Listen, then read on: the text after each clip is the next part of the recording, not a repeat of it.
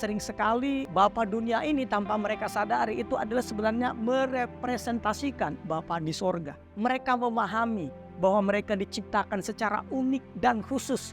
Bukan diciptakan seperti di pabrik di mana bentuknya sama, tetapi diciptakan secara unik dan khusus. Mereka spesial di mata Tuhan. Juga gambaran kepada anak-anak supaya mereka berani bermimpi bahwa masa depan mereka bukan ditentukan oleh keuangan orang tua mereka. Masa depan mereka ditentukan ketika mereka percaya atau tidak percaya kepada Tuhan.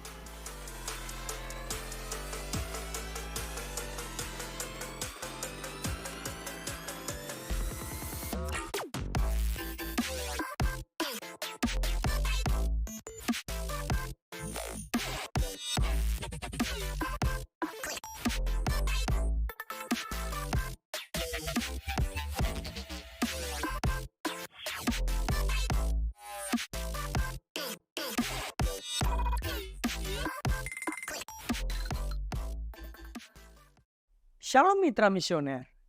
Misi Kita TV adalah wadah dan sarana untuk mengajak, mengedukasi, memotivasi dan menginspirasi serta memobilisasi umat Tuhan supaya terlibat aktif dalam pelayanan misi dan menyebarkan kasih dan terang bagi bangsa-bangsa supaya keselamatan yang daripada Tuhan sampai ke ujung bumi. Misi Kita TV, misi kita semua. Saya Tommy Ringo dan saat ini saya akan menceritakan perjalanan pelayanan misi ke Toraja. Pada saat itu kami laksanakan dari tanggal 28 hingga 30 Juni 2023. Di mana pelayanan misi ini kami lakukan di 2 kecamatan yang berbeda. Yang pertama adalah di Rantetayo dan satunya lagi adalah di Mengkendek.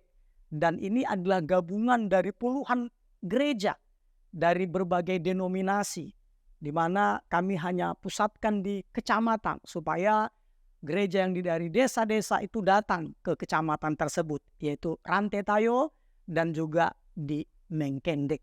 Dan puji Tuhan, perjalanan misi ini melibatkan beberapa organisasi. Salah satunya itu adalah PKKO, Persekutuan Karyawan Kristen Ekumene, dan juga CBM, Christ Body Ministry. Dan juga organisasi yang lain, khusus pelayanan anak, bahkan OCC. Jadi ada banyak organisasi yang terlibat. Dan juga dalam pelayanan ini juga, ini melibatkan ribuan orang. Dan pada saat berangkat pelayanan misi ini, kita ada kurang lebih 23 orang yang berangkat. Dan puji Tuhan, keberangkatan kita ke sana, itu awalnya sangat-sangat mengalami kendala karena kurang dari 1 bulan dana masih kurang. Jadi dana itu kurang lebih dibutuhkan itu 224 juta. Dan puji Tuhan dengan cara Tuhan yang ajaib ketika kita melaksanakan pelayanan misi, ketika itu kehendak Tuhan, Tuhan akan membela dengan caranya yang ajaib.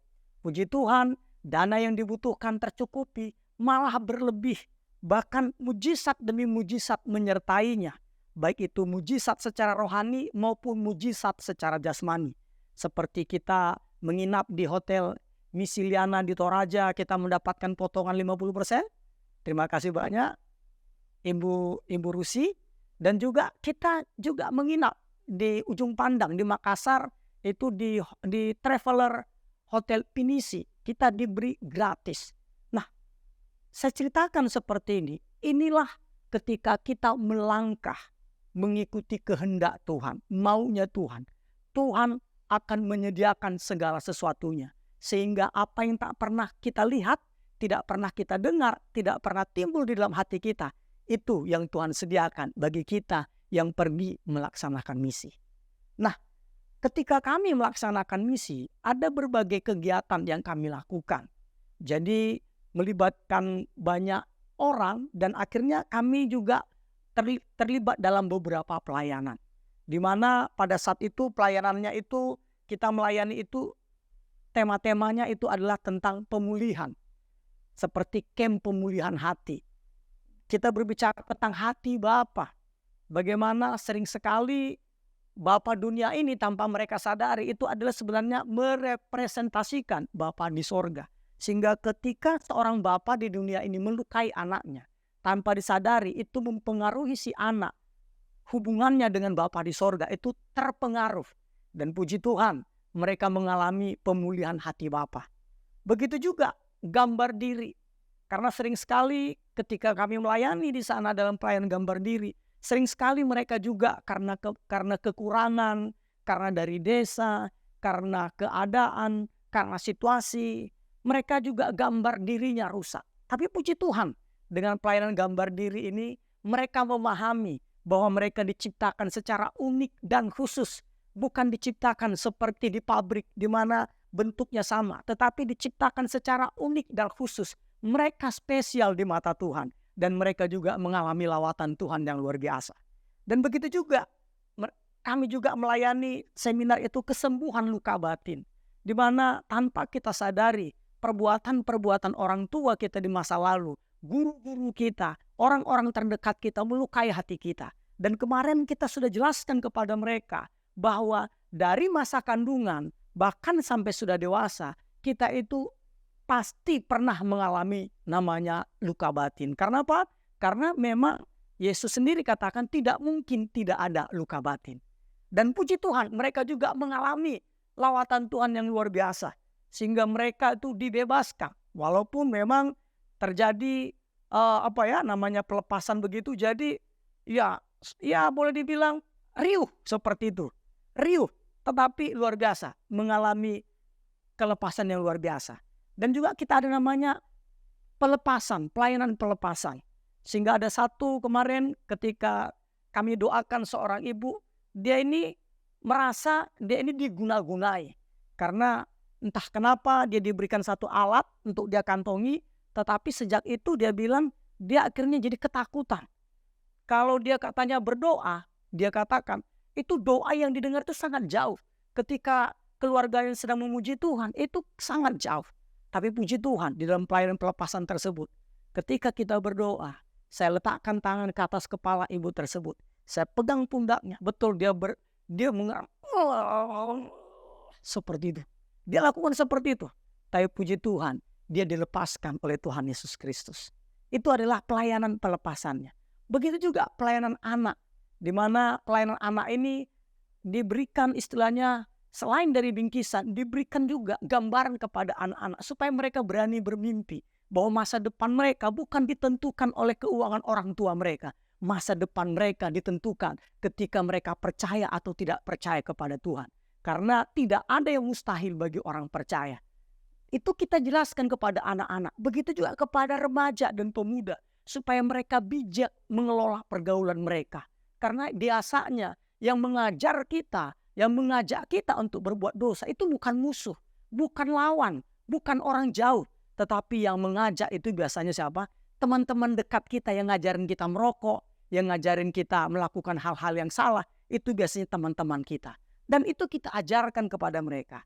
Dan akhirnya apa? Kita juga melayani, yaitu gembala-gembala, hamba-hamba Tuhan di sana. Yaitu bagaimana kepemimpinan gereja di era globalisasi dan digitalisasi ini. Supaya gereja tidak tergerus, tidak terlindas oleh kemajuan zaman ini. Supaya mereka menggunakan teknologi yang ada untuk menyampaikan kabar baik. Karena apa? Karena ketika kebenaran diam, maka kebohongan akan merajalela. Ketika kebaikan diam, maka kejahatan akan merajalela. Makanya kita katakan kepada mereka, penuhi media sosial dengan nilai-nilai kerajaan Allah, dengan firman Tuhan. Dan setelah itu kita ibadah KKR pada malam harinya. Dan setelah itu di hari Minggu kita juga melakukan pelayanan ibadah raya di gereja-gereja. Di mana bagian saya ibadah di salah satu gereja itu di antara pohon pinus. Jadi luar biasa tempatnya. Nah, jadi saya beritahukan inilah pelayanan kami selama melakukan perjalanan pelayanan misi Kotoraja pada tanggal 28 sampai 30 Juni 2023. Dan puji Tuhan dalam waktu dekat ini, yaitu bulan Agustus ini, kita juga akan mengadakan perjalanan misi ke Lampung, yaitu di kisaran tanggal 25 Agustus ini. Nah, bagi saudara sekalian yang ingin bergabung dengan kami, dapat menghubungi deskripsi dari siaran ini supaya Bapak Ibu, saudara-saudara bisa melihat, bisa terjun langsung di misi tersebut. Kita akan melayani di daerah, saya lupa nama tempatnya, tetapi di Lampung ini tempatnya juga sangat-sangat menantang. Tapi percayalah, ketika kita pergi, kuasa Tuhan menyertai kita.